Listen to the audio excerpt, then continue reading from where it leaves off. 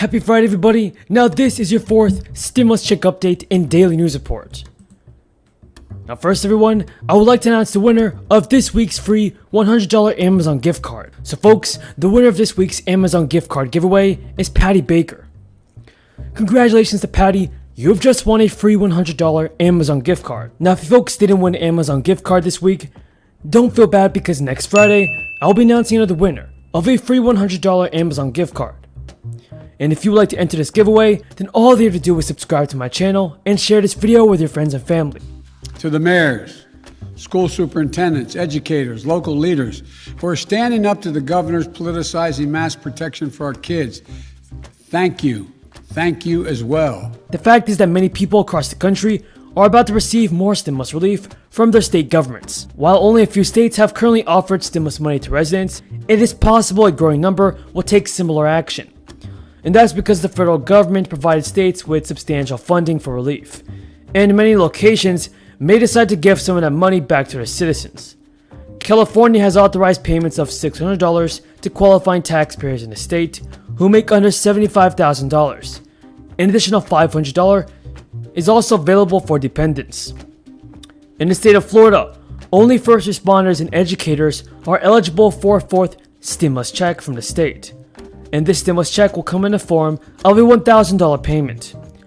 So what we have got to do as a nation is, first of all, to understand Social Security is not going broke. Social Security has $2.8 trillion in the trust fund, can pay out every benefit owed for the next 19 years.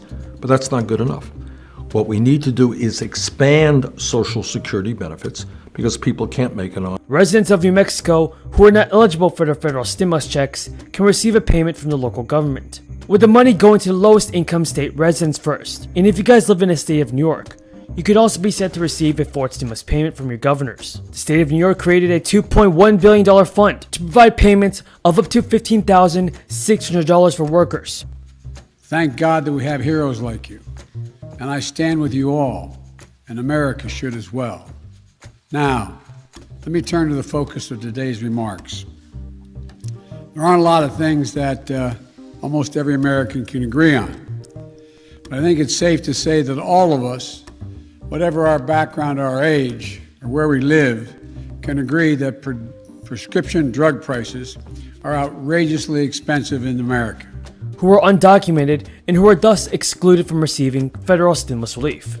Recipients must be New York residents, have lost earnings due to the crisis, and have made less than $26,208 in 2020. In addition, everybody, about half of U.S. states withdrew federal funds for the unemployed months early to encourage out-of-work residents to find a job. But mounting evidence shows that policy gambit hasn't paid off yet. 26 states announced their intent to end federal crisis-era benefits starting in May. They officially pulled out in waves over June and July. And the federal programs in question were created by the CARES Act in March 2020, as millions of people turned to the unemployment system amid mass layoffs. Businesses are getting creative in their efforts to attract and retain workers amid a labor shortage caused by the crisis. Many give workers a financial boost, and some restaurants are now offering $401,000 401k accounts or profit sharing to their employees. Everybody, while we are still waiting for a fourth stimulus payment from Congress, I want to do my part in helping out my community. And I know that a $100 Amazon gift card can help a lot of you guys out. So here's the important news that you have to know. The economy is improving from the worst of the crisis, but the situation for struggling renters is not. For the last 6 months or so, more than 11 million renters have reported that they're being behind. The lack of progress is largely due to how slow states have been to get federal assistance out to the people in need. In the last two major stimulus packages, everybody, Congress allocated a combined total of $46 billion for renters and their landlords. And according to a new analysis by the National Low Income Housing Coalition, just around $4.2 billion of that money has reached the households. Renters are seeing the aid faster in some states than in others, and Texas has already managed to distribute more than half of its first round of federal assistance, while South Carolina has given out less than 2%. In addition, everybody, researchers at the coalition point to a number of reasons for why states have been so slow to disperse the money. Across the country, programs are understated and overwhelmed by the volume of applications, and documentation requirements have also been barriers. And a recent study by the Urban Institute found that fewer than half of renters even know about the federal system. Last year, the CDC issued a temporary order to stop eviction due to the crisis. And since then, this federal eviction moratorium has been extended several times. And on August 3rd, the CDC extended it again for specific counties.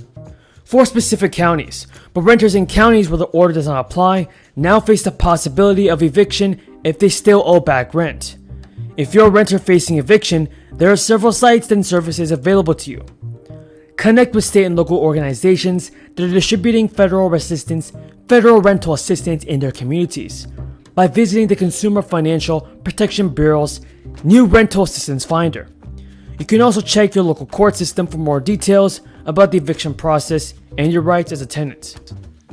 Today, I'd like to talk about how we're going to help millions of Americans save money and ease their burdens by lowering the cost of prescription drugs.